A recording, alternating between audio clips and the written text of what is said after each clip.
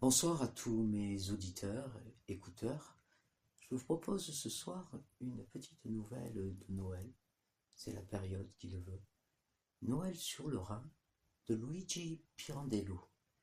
Et il y a une petite note de l'auteur en début qui précise Rome, fin 1914. Maman, cria Jenny en entrant exultante dans ma chambre et en battant des mains. Maman, à cause de toi, a donné son consentement.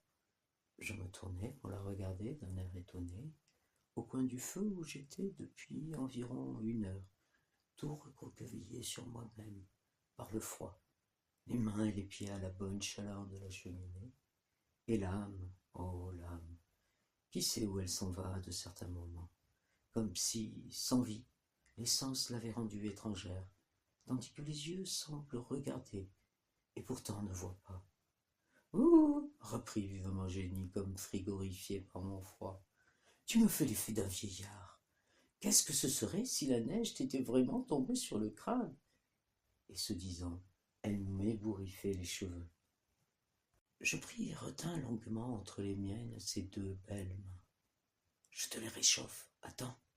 À quoi maman a-t-elle donné son consentement? Bah, à fêter Noël, s'écria Jenny, retrouvant sa vivacité, celle avec laquelle elle était entrée dans la chambre, et dissimulant ainsi la confusion qu'elle éprouvait à se sentir serrer les mains entre les miennes. Nous achèterons un beau petit arbre laisse-moi dire comment. Comment? Lui demandai-je en souriant, lui tenant les deux mains toujours plus serrées. Mais elle en dégagea une et dit vivement: Oh, comme ça. Ah, très bien, ce sera joli. Ce que tu es méchant, alors. On ne plaisante pas, tu sais, sur de certains sujets. Laisse-moi cette autre main. À quoi pensais-tu?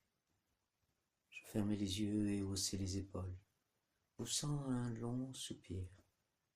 Le vent sifflait dans le conduit brûlant de la cheminée, ou à ce moi qui entendais vraiment loin, très loin le son cadencé, lent et nasal d'une musette.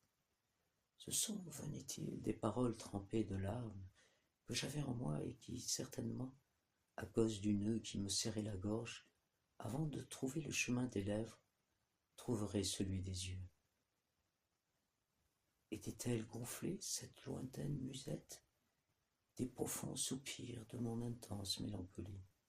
Et ce feu, devant moi, n'était-il pas la flambée de gerbes d'avoine, chère à notre communauté devant un rustique petit hôtel, sur une place de ma très lointaine ville natale, pendant les dures soirées de la pieuse neuvaine? Le triangle, teinté, la musette loin, très loin, jouait-elle vraiment? De même que parfois, voire souvent, nous en arrivons dans notre société à avoir honte de la dignité de notre âme. De même, une certaine pudeur, fausse pudeur, nous interdit de révéler, fût-ce à une personne choisie et notre intime, certains sentiments qui, nous paraissant trop esquis et presque puérils par leur délicate innocence, pourraient être, nous en avons le soupçon, tournés en dérision ou, dans la meilleure hypothèse, non appréciés à leur juste valeur, étant nés en nous d'états psychologiques très particuliers. C'est pourquoi je ne révélais pas à Jenny ce qui occupait ma pensée. Oh, ce vent m'oppresse, dis-je au contraire. Je ne peux plus l'entendre. Comme ça, la journée entière, à se lamenter dans ma chambre par le conduit de la cheminée. Ensuite, le soir, tu comprends, dans le silence, la solitude. Cela devient proprement intolérable. J'ai compris, fit alors Jenny en prenant un siège. Me voici près de toi, vilain grognon. Vite, vite, une autre bûche pour moi dans la cheminée. Attends, je la prends moi-même. Tu es tout emmitouflé. Voilà qui est fait. Donc, maman a donné son consentement, tu as compris. Et c'est à cause de toi qu'elle l'a donné. Il y a 2 ans, je te l'ai dit qu'on ne fête plus Noël chez nous. Cette année, nous voulons en être dédommagés. Ce que les petites vont être contentes, tu te figures? Les 3 fillettes auxquelles Jenny faisait allusion étaient ses sœurs utérines. Si Noël n'était plus fêté depuis 2 ans chez les L, c'était en signe de deuil, après la mort violente du second mari de madame Malvina, la mère de Jenny. Ayant mené une vie des plus désordonnées, monsieur Fritz L s'était tué d'une balle de revolver dans la tempe à Neuwied, sur la rive droite du Rhin. Jenny m'avait raconté plusieurs fois les cruels détails de ce suicide, suivi d'une série d'horribles scènes de famille, et m'avait décrit avec tant de vérité la personne et les manières de son beau-père qu'il me semblait presque l'avoir connu.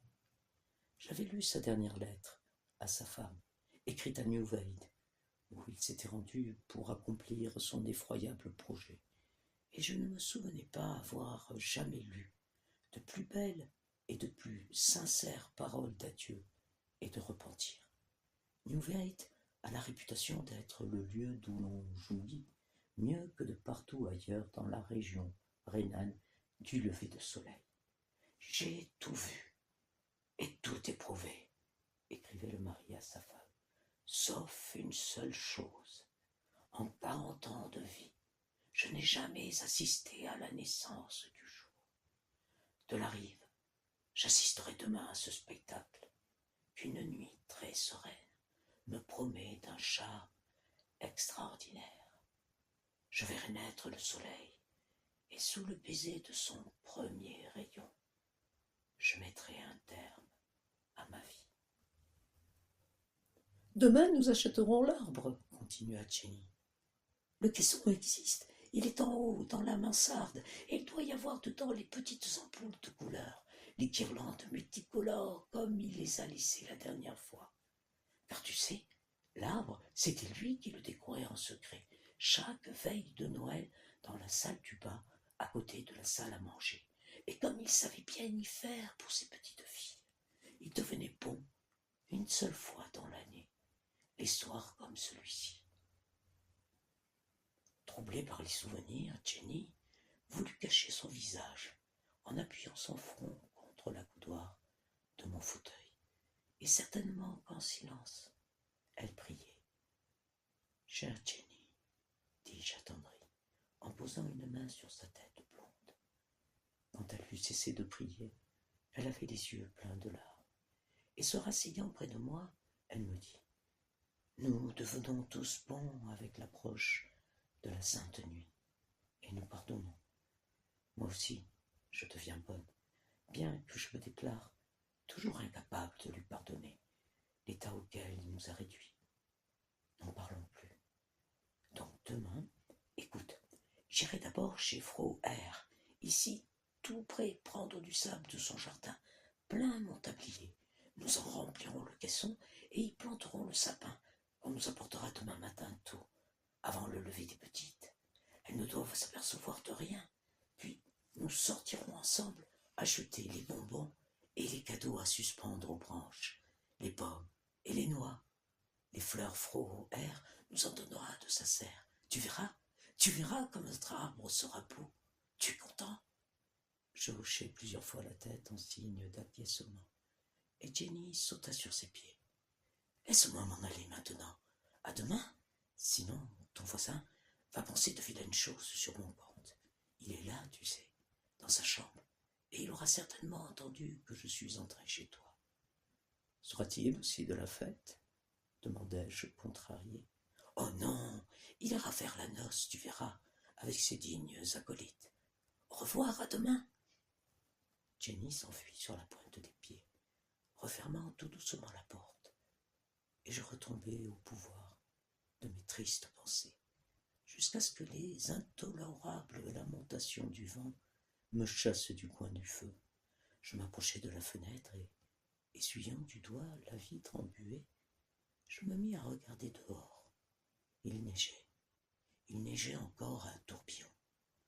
Ce regard jeté dehors, à travers la trace brillante au milieu de la buée, me remit soudain en mémoire un souvenir de mes premières années. Lorsque petit garçon crédule, la veille de Noël, non comblé par le spectacle de la grande crèche illuminée dans la chambre, Je regardais dehors, de la même façon, épiant si dans le ciel, plein de mystères apparaissait vraiment l'étoile messagère contée par la légende. Nous achetâmes le lendemain l'arbre sacré à la fête et montâmes dans la mansarde voir quel ornement restait là-haut pouvait encore servir avant de sortir en acheter d'autres. Le vieux petit sapin de 3 ans en arrière était dans un coin sombre, tout desséché comme un squelette. « Voilà, dit Jenny, c'est le dernier arbre qu'il ait décoré. Laissons-le là où il l'a laissé, en sorte qu'il n'aura pas tout à fait le sort du petit sapin de Hans Christian Andersen, qui a fini coupé en petits morceaux sous un chaudron. Voici le caisson, tu vois, il est plein. Espérons que l'humidité n'a pas ôté couleur et brillant aux boules de verre, aux ampoules. » Tout était en bon état. Plus tard, nous sortîmes, Jenny et moi, pour acheter jouets et bonbons. Je me demande, allais-je pensant, jusqu'à quel point le froid intense, le brouillard, la neige, le vent, la désolation de la nature contribuent dans ces pays-ci à rendre la fête de Noël plus recueillie et plus profonde, plus suavement mélancolique, poétique et religieuse que chez nous. Le soir, à peine les fillettes étaient-elles au lit, qu'ayant débarrassé la pièce à côté de la salle à manger, nous fîmes descendre, Jenny et moi, le caisson par la domestique. Nous le plaçâmes dans un angle et nous le remplîmes de sable autour du tronc de l'arbre. Nous en eûmes jusque tard dans la nuit à préparer le sapin qui avait l'air fort satisfait de tous ses ornements et qui s'offrait avec reconnaissance à notre tendre soin, allongeant ses branches pour soutenir les colliers de papier doré et argenté, les guirlandes, les boules, les ampoules, les petites corbeilles de bonbons, les jouets, les noix. Non, pas les noix, pensait peut-être le petit sapin. Ces noix ne m'appartiennent pas, ce sont les fruits d'un autre arbre. Innocent petit sapin, ne sais-tu pas qu'il s'agit là de notre art le plus répandu, nous rendre plus beaux avec ce qui ne nous appartient pas et que nous n'avons trop souvent pas scrupule à nous approprier le fruit des sueurs d'autrui. « Attends, l'étoile !» s'écria Jenny quand l'arbre fut tout près. « Nous avions oublié l'étoile !» Je fixai au sommet de l'arbre en m'aidant de l'escabeau une étoile de carton doré. Nous restâmes longtemps en admiration devant notre œuvre. Puis nous donnâmes un tour de clé à la porte pour que personne ne voie l'arbre paré avant le lendemain soir, et nous allâmes nous coucher en nous promettant pour le lendemain, en récompense du froid subi, de la veille et de nos peines, les louanges de la mère et la joie des enfants. Au lieu de cela, oh non, non, pour Jenny, qui avait tant travaillé, pour ces 2 pauvres petites filles, cette bonne Madame Alvina n'aurait pas dû se mettre à pleurer, comme elle le fit, le lendemain soir à la vue du splendide arbre illuminé sur son tapis de fleurs. Tout s'était si bien passé jusqu'au dernier service, le réveillon de la veille de Noël, avec sa tarte aux prunes et l'oie farcie au marron. Puis les fillettes s'étaient mises derrière la porte de la chambre où se dressait l'arbre, et leurs mignonnes mains glacées jointes en un geste de prière, elles avaient entonné le chœur très doux et mélancolique.